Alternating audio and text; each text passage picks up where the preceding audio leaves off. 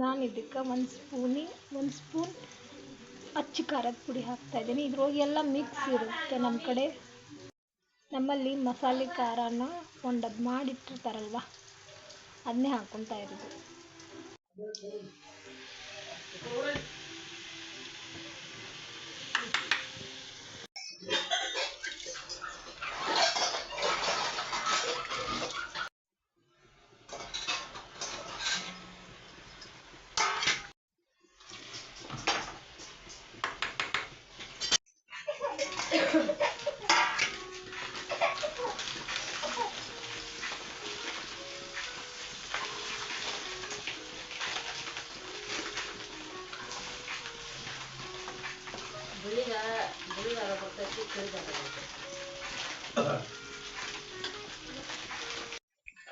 ಗೋವಾಜ್ ಬರ್ತಾವ ಕೆಡವು.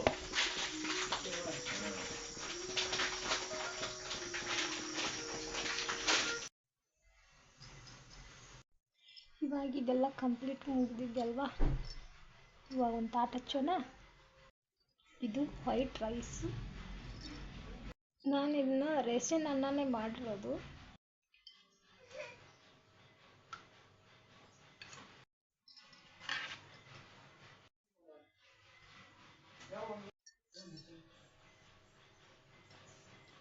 ಇವಾಗ ಇದು ಕಂಪ್ಲೀಟಾಗಿ ರೆಡಿಯಾಗಿದೆ. ನಾನು ಮಜ್ಜಿಗೆ, ಖಾರ ಮಜ್ಜಿಗೆ, ಬದ್ನಿಕಾಯಿ ಪಲ್ಯ, ಸೌತೆಕಾಯಿ ಖಾರ, ವೈಟ್ ರೈಸ್ ಮಾಡಿರೋದು.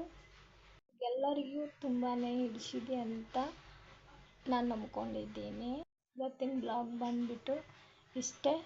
ಮಜ್ಜಿಗೆ ಬಂದುಬಿಟ್ಟು ಇದು ದೇಹಕ್ಕೆ ತುಂಬಾ ಒಳ್ಳೆಯದು, ತಂಪು ಕೂಡ. ಹಾಗೆಯೇ ಪಿಂಪಲ್ಸ್ಗಾಗಲಿ ಸ್ಕಿನ್ನಿಗಾಗಲಿ ಮಜ್ಜಿಗೆ ತುಂಬಾ ಒಳ್ಳೆಯದು. ಆದರೆ ನೈಟ್ ಒಂದು ಗ್ಲಾಸ್ ಊಟ ಆದ ನಂತರ ಮಜ್ಜಿಗೆನ ತಗೊಳ್ಳಿ. ನಿಮ್ಗೆ ಹಾಗೆ ಹೇಳಿದಾಗೇ ನಾನು ನಿಮಗೆ ಒಂದು ಟಿಪ್ಸ್ ಕೂಡ ಹೇಳಕ್ಕೆ ನಂದಿದ್ದೆ. ಮಜ್ಜಿಗೆ ತುಂಬ ಒಳ್ಳೆಯದು, ಪಿಂಪಲ್ಸ್ಗಾಗಲಿ ವೈಟ್ನೆಸ್ ಸ್ಕಿನ್ಗಾಗಲಿ. ನೈಟ್ ಊಟ ಮಾಡಿ ಮಲ್ಕೋವಾಗ ಒಂದು ಗ್ಲಾಸ್ ಮಜ್ಜಿಗೆನ ಕುಡೀರಿ, ತುಂಬಾ ಒಳ್ಳೆಯದು. ಮತ್ತು ನೆಕ್ಸ್ಟ್ ವಿಡಿಯೋದಲ್ಲಿ ಸಿಗ್ತೀನಿ. ಟೇಕ್ ಕೇರ್, ಬಾಯ್. ಹಾಗೆ ಒಂದು ಲೈಕ್ ಮಾಡಿ, ಸಬ್ಸ್ಕ್ರೈಬ್ ಮಾಡಿ, ಶೇರ್ ಮಾಡಿ, ಕಮೆಂಟ್ ಮಾಡಿ, ನನ್ನ ವಿಡಿಯೋನ ಫಾಲೋ ಮಾಡಿ. ಧನ್ಯವಾದಗಳು.